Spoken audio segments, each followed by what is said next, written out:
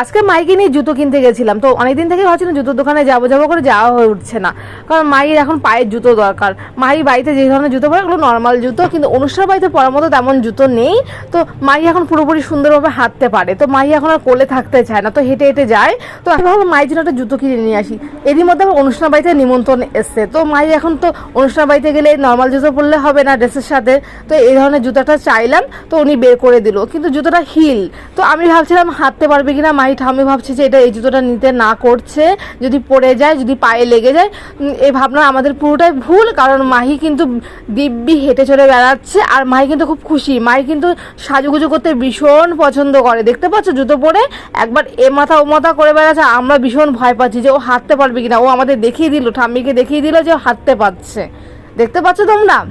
তো সোনা কিন্তু ভীষণ খুশি হয়েছে, আর এই জুতোটা কিন্তু খুবই ভালো লেগেছে আমাদের সবারই, আর মাহির তো ভীষণই ভালো লেগেছে, দেখতেই পাচ্ছ।